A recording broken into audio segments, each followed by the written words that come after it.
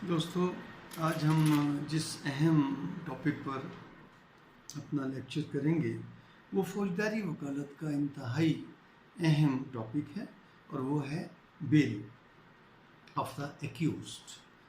तो ज़मानत का हक कब शुरू होता है और ज़मानत कैसे दायर की जाती है, कहाँ दायर की जाती है और ज़मानत दायर करने में किन किन बातों का ख्याल रखा जाता है, आज हम इन तमाम बातों पर बहस करेंगे। इससे पहले कि हम अपने टॉपिक को शुरू करें तो मेरी आपसे गुजारिश है कि आप हमारे इस चैनल को सब्सक्राइब करें और उसके साथ जो घंटी का बटन है उसको ज़रूर दबाएं ताकि आपको तमाम लेटेस्ट वीडियोस जो हैं वो मिलती रहें। इसके अलावा आप अपने कमेंट्स दीजिए। इतना तो मुझे अंदाज़ा है कि बच्चों को, नौजवान वकला को ये लेक्चर्स अच्छे भी लगते हैं और वो अपना फीडबैक भी देते हैं। लेकिन एक चीज़ जो मैंने देखी, मैंने बहुत सारे मैं लॉ कॉलेज में भी पढ़ाता हूँ, जुडिशल अकेडमीज़ में भी पढ़ाता हूँ, लेकिन ये जो लेक्चर्स हैं यूट्यूब पे, इनका एक अलग फॉर्मेट है, एक अलग तरीक़ेकार है। कॉलेज में पढ़ाने का या लेक्चर का तरीका और है, जुडिशल अकेडमी में का तरीका और है। यहाँ क्योंकि सामने कोई बैठा नहीं होता और कम्युनिकेशन नहीं होती, सवाल जवाब नहीं होते, तो इसलिए ख़ुद ही ख्याल रखना पड़ता है कि स्टूडेंट्स को या नए वकला को किन किन बातों की ज़रूरत पड़ सकती है या उनके जहन में क्या क्या सवाल आ सकते हैं।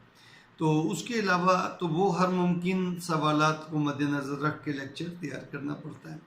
ज़मानत के मौजू पे मैंने जितने भी लेक्चर्स देखे हैं यूट्यूब चैनल्स पे, उसमें बड़ी सरसरी बातें की गई हैं, डिटेल में नहीं डिस्कस किया गया।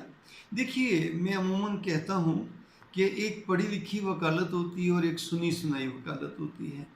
सुनी सुनाई वकालत का कोई एतबार नहीं होता कब दगा दे जाए, जबकि पढ़ी लिखी वकालत से मुराद कि आप सेक्शंस पढ़ते हैं, आप उस कानूनी टॉपिक से मुतल्लिक केस ला पढ़ते हैं, तो आपको एक एतमाद होता है, आपको यकीन होता है कि मैं जो बात कर रहा हूँ इससे पीछे एक किताब की, जो आपने पढ़ा है सेक्शन, जो कानून पढ़ा है, आपको उसकी सपोर्ट हासिल है। तो आपको एक एतमाद होता है, एक यकीन होता है कि मैं जो बात कर रहा हूँ वो कानून के मुताबिक सही कर रहा हूँ। बाकी व्यू तो आपका और हो सकता है।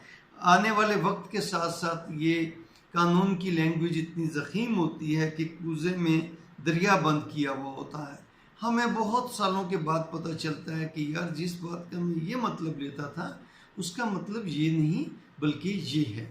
तो मेरे कहने का मतलब ये है कि मैंने कुछ लेक्चर्स जो हैं लीगल एडिशन पीके के नाम से यूट्यूब चैनल बनाया। हमारा मैगज़ीन लीगल एडिशन पिछले 23-24 सालों से चल रहा है और वो पूरे पाकिस्तान में जाता है और उसके हवाले से मुझे तजर्बा था, पढ़ाने का शौक़ भी है और मैं पढ़ाता भी हूँ लॉ कॉलेज में। और इसलिए मैंने ये फिर देखा कि कोरोना की इस लॉकडाउन में जो अंदर का टीचर था उसने मुझे फ़ारिग नहीं बैठने दिया, तो मैंने 8-10 लेक्चर तो इस यूट्यूब चैनल पे लीगल एडिशन पीके के नाम से जो है उस पर रखा। और उसके अलावा एक और मेरे जूनियर हैं, बहुत मेरा प्यारा जूनियर है, उसने जब हम अपने दफ्तर में हमने लेक्चर्स का एहतमाम किया था, जूनियर्स वकला को बुला के हम लेक्चर्स करते थे इस लॉकडाउन से पहले, तो वो रिकॉर्ड करके तो वो उन्होंने अपने चैनल पे इमरान अय्याज़ के नाम से, इमरान अय्याज़ एसोसिएट के नाम से चैनल है। जब आप यूट्यूब पे लिखेंगे how to start a criminal practice, तो वो आपको कुछ लेक्चर्स, 10-12 लेक्चर्स हैं जो उस चैनल पे पड़े हैं, तो वो भी आप देख सकते हैं। अच्छा, अब मैं ये कह रहा था कि पहली बात कि मैंने जो पहले लेक्चर्स किए तो अमूमन लोगों का ये व्यू है कि जो आप यूट्यूब पे चैनल पे लेक्चर्स रखें तो उसमें बहुत कम वक्त में आप बहुत तेज़ी से टॉपिक को कवर करें। तो मैंने ऐसा किया, लेकिन मुझे उससे सेटिस्फेक्शन नहीं मिली कि समझाने वालों को, बच्चों ने भी ये कहा कि सर समझ तो आई है बात लेकिन मज़ा नहीं आया। कहने का मतलब है कि एक तफसील से, जितनी तफसील हो सकती है, बहुत नहीं, शैतान की आंत की तरह लंबा नहीं, लेकिन कुछ ऐसे होते हैं कि आप 1 महीने की रोटियां एक दिन में नहीं खा सकते। आपका पेट खराब हो जाएगा। इसी तरह यही है कि नॉलेज में भी तो प्रैक्टिकल नॉलेज है, ये वकालत एक प्रैक्टिकल फील्ड है, तो इसलिए इसमें बहुत समझा के एक एक स्टेप करके चीज़ें समझ आती हैं। आप जब उसको अलग अलग करके सेक्शंस को कॉमा फुल स्टॉप के साथ पढ़ते हैं तो तब चीज़ें समझ आती हैं। बज़ाहिर लगता है कि ये बात समझ आ गई। तो वकालत फौजदारी वकालत में ज़मानत जो है वो इंतहाई इसको अहमियत हासिल है। उसकी दो वजूहात हैं। एक तो ये आपकी इनकम का फौरी सोर्स है कि ज़मानत आपको फ़ौरन मुलजिम गिरफ्तार हुआ तो अब उसने कोई ना कोई वकील तो रखना है, तो वो आप भी हो सकते हैं। आपको छोटी मोटी ज़मानतों के केस, अच्छी बड़ा केस भी आ सकते हैं। तो वो आपकी PR पर डिपेंड करता है, आपकी पब्लिक रिलेशनिंग पर डिपेंड करता है, आपके दोस्तों पर, आपकी मेहनत पर। शुरू में तो आपको किसी न किसी वाक़ियत से केस आ जाता है, उसके बाद फिर आप उस पर मेहनत करते हैं तो आपको सीखने का मौका मिलता है, आपको कॉन्फिडेंस बढ़ता है, आपका इल्म बढ़ता है, आपका नॉलेज बढ़ता है, आपका तजर्बा वक्त के साथ साथ बढ़ता है। तो ये बड़े फ़वाइद मिलते हैं फौजदारी वकालत में जब आपको ज़मानत मिलती है। लेकिन आपको इसलिए ज़मानत पर बहुत मेहनत करनी पड़ती है। रिज़ल्ट्स वो अल्लाह के हाथ में है। तो मैं अमूमन ये कहा करता हूँ कि भाई आप अपना ज़ोर, अपनी मेहनत पूरी लगाएं, उसके बाद रब जाने या जज जाने, आपके अख्तियार में रिज़ल्ट्स नहीं हैं, लेकिन आपके अख्तियार में ये है कि आप कितने मोहतात तरीके से आप जज को कायल करते हैं। तो ज़मानत के हवाले से फिर जब आप किसी की ज़मानत करा लेते हैं तो फिर वो केस भी आपको देते हैं, तो आपको ट्रायल करने का भी एक मौका मिलता है। तो आपकी एक मार्केट में एक नाम बनता है ज़मानत के हवाले से। तो इसलिए हम ज़मानत को बड़े इत्मीनान से और बड़े तफसीली एक तहकीकी अंदाज में, देखिए ज़मानत को मैं 2 मिनट में भी समराइज़ कर सकता हूँ। 36 साल की वकालत के बाद मैं इस नतीजे पे पहुँचा हूँ कि ज़मानत क्या है, कि या प्री अरेस्ट बेल है, या आफ्टर अरेस्ट बेल है, या प्रोटेक्टिव बेल है। तो मेन तो है वो दो ही होती हैं, या आफ्टर अरेस्ट बेल या प्री अरेस्ट बेल। और प्री अरेस्ट बेल का सेक्शन 498 है और आफ्टर अरेस्ट 497 है। बेलेबल ऑफेंस है तो 496 है। उसके मुख्तलिफ ग्राउंड्स हैं। और अगर आपको सज़ा हो गई है तो सस्पेंशन ऑफ सेंटेंस में अपील दायर करेंगे, तो साथ सस्पेंशन ऑफ सेंटेंस में आप बेल मांगेंगे 1.5 साल। लेकिन अब ज़मानत की जब हम बारीकियां देखेंगे तो मैंने तकरीबन 23-24 टॉपिक जो हैं ज़मानत से मुतल्लिक तैयार किए हैं।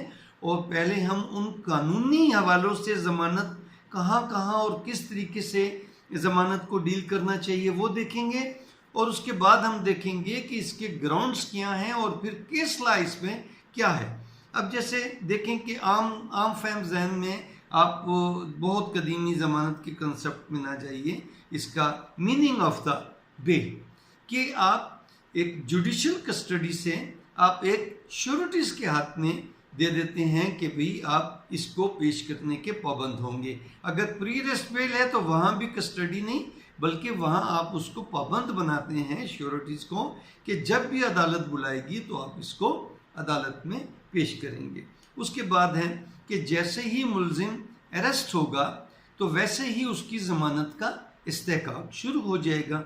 अब इसमें बहुत गलत कंसेप्ट है, हम इसको डिटेल से करेंगे कि गिरफ्तार, वो कहते हैं जी जेल जाने के बाद जब तक फिजिकल रिमांड पे ज़मानत नहीं हो सकती, हम उसको पढ़ेंगे डिटेल से कि गिरफ्तारी के बाद कैसे ज़मानत होती है और किस तरीके से ज़मानत होती है, किस किस फोरम पे हो सकती है।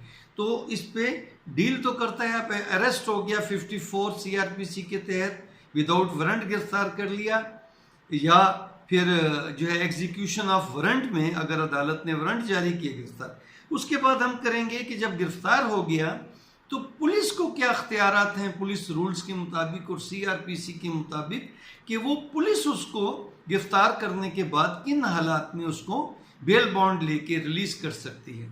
और उसके बाद फिर हम करेंगे कि जब रिमांड के वक्त मुलजिम पेश होता है मजिस्ट्रेट के पास, एरिया मजिस्ट्रेट के पास या स्पेशल कोर्ट के सामने, तो उस रिमांड के मौके पे जो है वो ज़मानत किस तरीके से दी जा सकती है, ये हम बड़ा तफसील से पढ़ेंगे। उसके बाद आपने 496 के बारे में सिर्फ इतना सुना होगा कि जी बेलेबल ऑफेंसेस नहीं, जबकि इसके साथ कुछ और बातें भी जो हैं वो उन्होंने मेंशन की गई हैं 496 में कि अदालत डिस्चार्ज भी कर सकती है मुलजिम को। एक तो डिस्चार्ज कर सकती है 63 CRPC रिमांड के वक्त, लेकिन ये ट्रायल कोर्ट जब बेलेबल ऑफेंस में अगर वो पेश होता है और वो रिमांड के वक्त भी अगर बेलेबल ऑफेंस को कैसे ट्रीट करेंगे, और अगर रिमांड के वक्त नहीं तो फिर वैसे कैसे ट्रीट करेंगे।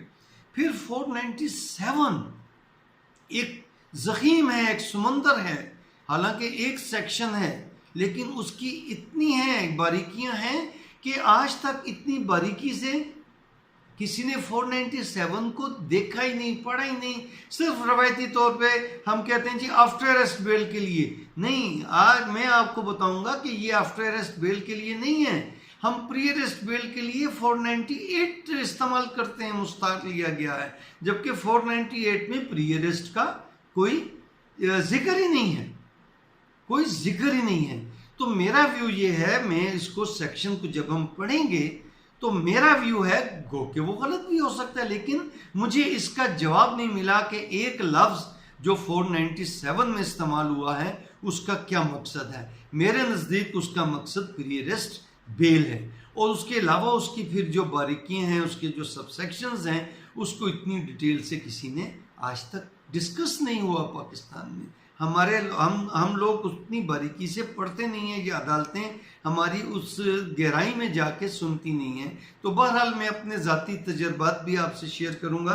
तो 497 को हम पढ़ेंगे बड़ी तफसील के साथ, फिर उसके उसको फिर हम देखेंगे। अगला 7वां टॉपिक है कि एग्जीक्यूशन ऑफ वारंट में क्या अख्तियारात हैं, कि वो पुलिस जब गिरफ्तार करती है या कोई भी प्राइवेट पर्सन जो है ना वो गिरफ्तार करता है तो वो किस तरह उसको कैसे पेश करेगा और फिर उसकी किस तरीके से ज़मानत ली जा सकती है। फिर उसके बाद हम पढ़ेंगे कि FIR दर्ज होने के बाद जो है वो हम FIR से कैसे अंदाज़ा, हम किस तरह पता करेंगे कि हमारे पास तो FIR आई है, तो हम कैसे ये मालूम करेंगे कि इस शख्स की ज़मानत किस अदालत में दायर होगी, और अदालत ज़मानत का फॉर्मेट क्या होगा, ज़मानत में क्या क्या बातें लिखी जाएंगी, उसमें क्या नोट दिया जाएगा, किन बातों का ख्याल रखा जाएगा। स्पेशल कोर्ट में ज़मानत दायर होगी या ऑर्डनरी कोर्ट में होगी, मजिस्ट्रेट के पास होगी या सेक्शन 30 के पास होगी या बैंकिंग के पास या नैब की अदालत। नैब में तो बेल का कंसेप्ट ही नहीं है, वो तो बेल रिट पिटीशन में होती है। तो कहने का मतलब है कि ज़मानत का हमें FIR और डॉक्यूमेंट्स देख के कैसे पता चलेगा कि इसकी ज़मानत किस फोरम पे हमने दायर करनी है, और फिर ज़मानत का फॉर्मेट कैसे रखना है, उसके ग्राउंड्स कैसे बनाने हैं। उसके बाद फिर प्री अरेस्ट बेल हम देखेंगे कि प्री अरेस्ट बेल में किन किन बातों का ख्याल। अब देखिए कितनी डिटेल है ये, अभी तो हम सिर्फ 9-10 टॉपिक तक पहुँचे हैं कि प्री अरेस्ट बेल किन सेक्शंस के तहत होती हैं, उसमें किन बातों का ख्याल रखा जाता है, और फिर किस तरीके से वो रिजेक्ट होती है या कंफर्म होती है। उसके बाद एक कंसेप्ट आ जाता है प्रोटेक्टिव बेल का। प्रोटेक्टिव बेल का बड़ा सरसरी सा, लेकिन इसका भी कोई सेक्शन नहीं है, क्योंकि ये एक किस्म की प्री अरेस्ट प्रोटेक्टिव बेल होती है। ये प्री अरेस्ट बेल का एक शाख है, एक उसका सब टॉपिक है कि प्रोटेक्टिव बेल दे के और फिर उसको मजाज अदालत में, तो उसकी हम देखेंगे किन किन सूरतों में प्रोटेक्टिव बेल हो सकती है और उसका तरीके क्या है। फिर उसके बाद है कि सस्पेंशन ऑफ सेंटेंस, जब किसी बंदे को सज़ा हो जाए तो सज़ा होने के बाद भी किन सूरतों में उसको ट्रायल कोर्ट जो है वो उसको बेल दे सकती हैं, और किस सूरतों में वो अपील दायर करेगा तो तब उसको बेल मिलेगी। असल में सेक्शन 498 इस मकसद के लिए था कि एक शख्स को अपील दायर करने के लिए टाइम प्रोवाइड किया जाए कि वो अदालत से निकल के जब अपीलेट कोर्ट में जाए तो रास्ते में ही पुलिस उसको गिरफ्तार कर लेगी, तो इसलिए बना था। तो इसको मुस्तार लिया गया प्री अरेस्ट बेल में कि इनेबल इनोसेंट पर्सन कि वो अदालत में पहुंच के और पुलिस के पास जाके अपना जवाब पेश करे। तो इसलिए असल में ये सेक्शन है, जब हम इसको पढ़ेंगे कि ये किसी शख्स को सज़ा हो जाए तो वो अपील दायर करने के लिए उसको ये मौका फराम किया जाता है कि वो जाके अपनी अपील दायर कर सकें। उसके बाद है कि डिस्चार्ज, जब रिमांड के वक्त मुलजिम पेश होगा तो फिर अब इलाका मजिस्ट्रेट जो है या स्पेशल मजिस्ट्रेट या तो उसको डिस्चार्ज करेगी, उसकी बेल लेगी, या उसको फिजिकल रिमांड देगी, या उसको जुडिशियल रिमांड पे भेजेगी। तो उस सूरतों में कैसे बेल को ट्रीट किया जाएगा। फिर उसके बाद अगर पुलिस जो है वो किसी बंदे को खाना नंबर 2 में रख देती है, बेगुनाह कर देती है, तो उससे वो किस तरीके से बेल बॉन्ड लेगी और कैसे उसको फिर अदालत तलब कर सकती है। उसके बाद फिर हम देखेंगे कि अगर कोई मुलजिम गिरफ्तारी के वक्त ज़ख्मी है तो उसकी ज़मानत कैसे होगी और उसका रिमांड कैसे होगा, और वो किस तरीके से जो है वो अपनी प्रोटेक्शन और अपने लीगल राइट्स ले सकता है। फिर हम देखेंगे हेबियस पिटीशन जब दायर होती है और जब उसकी कस्टडी इलीगल डिक्लेयर हो तो अदालतें हेबियस पिटीशन को बेल में कन्वर्ट करके किस तरह बेल लेती हैं। उसके बाद हम देखेंगे कि रिट पिटीशन में जब इलीगल कस्टडी को या हेबियस पिटीशन को, गिरफ्तारी हुई है लेकिन गलत तरीके से हुई है, पर्चा है लेकिन इलीगल गिरफ्तारी है, गलत तरीके से हुई है, टॉर्चर करके हुई है, तो फिर किस तरह हाई कोर्ट रिट पिटीशन की जुरिसडिक्शन इस्तेमाल करते हुए किस तरीके से बेल लेता है, रिट को बेल में कन्वर्ट करके। फिर उसके बाद नैब में अब बेल का कंसेप्ट नहीं है ट्रायल कोर्ट में, तो वो भी रिट पिटीशन में हाई कोर्ट उसकी अपनी बेल जो है पावर, हालांकि 497 में हाई कोर्ट को भी अख्तियार है, लेकिन हम रिट पिटीशन में जाते हैं। 497 में ये कहीं भी नहीं लिखा हुआ कि पहले आप ट्रायल कोर्ट में जाएं, लेकिन वो एक ट्रेंड बन गया है कि हम रिट पिटीशन में, क्यों कि हम कहते हैं जी ट्रायल कोर्ट में रेमेडी नहीं है तो इसलिए हाई कोर्ट रिट पिटीशन में सुने। मैं ये कहता हूं कि 497 में हम डायरेक्ट हाई कोर्ट में भी बेल दायर कर सकते हैं, क्योंकि 497 में लफ्ज इस्तेमाल हुआ है कोर्ट, ये कहीं इस्तेमाल नहीं हुआ कि पहले किस कोर्ट में जाएंगे और फिर किस कोर्ट में जाएंगे, नहीं।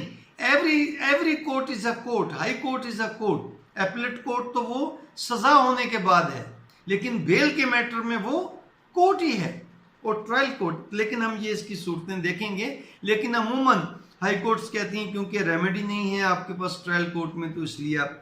उसके बाद हमारा नेक्स्ट टॉपिक है कि 561A जो inherent power of high court है वो इस्तेमाल करते हुए किन किन मामलात में हाई कोर्ट जो है वो किसी भी शख्स को की बेल मंजूर कर सकता है। फिर उसके बाद हम देखेंगे कि 9 उम्र जुवेनाइल है, कम उम्र है, 18 साल से कम मुलजिम है, तो उसकी बेल का क्या तरीक़ेकार है। उसके बाद हम लेकिन देखेंगे कि अनसाउंड माइंड है या फातरुल अकल है या जहनी तौर पे माजूर है और उसका कभी जहन सही रहता है कभी जहन सही नहीं रहता, उसको दौरे पड़ते हैं, तो उनकी अनसाउंड माइंड के जुमरे में जो आते हैं उनकी जमानत का तरीक़ेकार है, कैसे दायर होगी, कौन दायर करेगा, कैसे मंजूर होगी, तो उसका तरीक़ेकार। तो ये सब टॉपिक इतनी डिटेल से शायद आपने नहीं, हम इन तमाम टॉपिक को एक एक करके तफसील से पढ़ेंगे और इसकी पूरी तहकीकी अमल में देख पढ़ेंगे। आप हैरान हो जाएंगे कि मैंने जो कहा कि बेल बाय पुलिस रूल्स में ये मेंशन है कि 497 की पावर्स इस्तेमाल करते हुए पुलिस जो है वो किसी भी अरेस्टेड मुलजिम की जमानत ले सकता है, उससे बेल बॉन्ड ले सकता है। ये मेरे लिए बड़ी एक अनहोनी बात थी, लेकिन जब मैंने पुलिस रूल्स पढ़े तो उसमें ये बाकायदा लिखा हुआ है कि केस ऑफ फर्दर इंक्वायरी के तहत भी ले सकती है पुलिस जमानत और 497 के तहत भी ले सकती है, लेकिन वहाँ पर सिर्फ कदगन है कि डेथ की, अगर डेथ ना हो और उम्र कैद की जिन जराइम में सजा ना हो, उन जराइम में पुलिस जो है 497 के प्रिंसिपल्स के तहत खुद भी बेल बॉन्ड लेके उनको, लेकिन ये जुडिशियल बेल नहीं होगी, ये पुलिस की तहत बेल बॉन्ड लेके उनको पाबंद करेगी कि आपने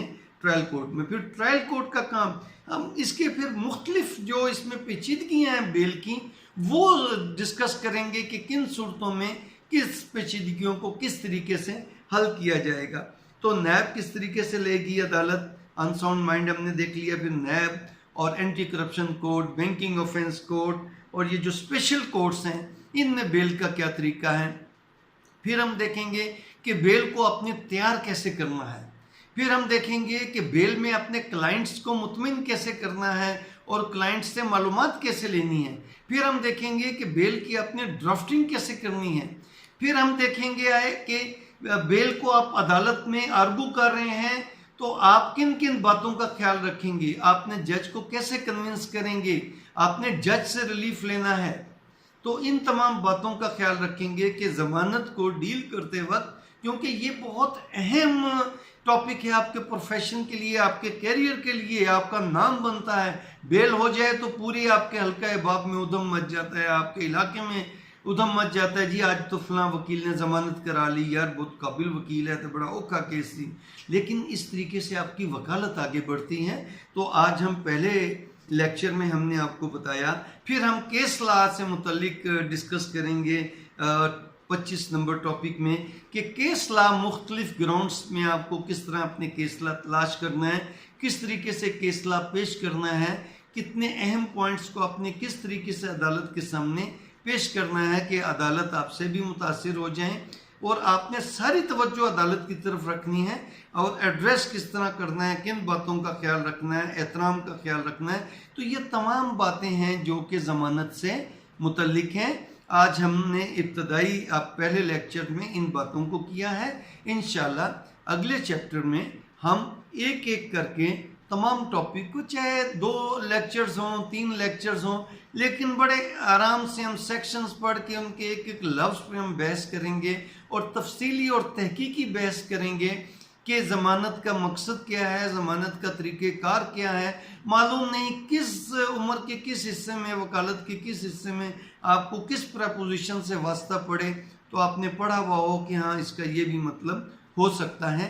तो मैं आखिर में आपसे फिर रिक्वेस्ट करूँगा, बाकी हम ये पॉइंट्स ज़मानत की दूसरी किस्त में करेंगे। और मैं आपसे फिर रिक्वेस्ट करूँगा कि हमारे चैनल को सब्सक्राइब करें और अपनी सजेशंस और अपने कमेंट्स ज़रूर करें और अपने सवालात दें जो आपके जहन में आते हैं, ताकि हम अगले लेक्चर्स में आपकी बातों का जवाब भी दे सकें।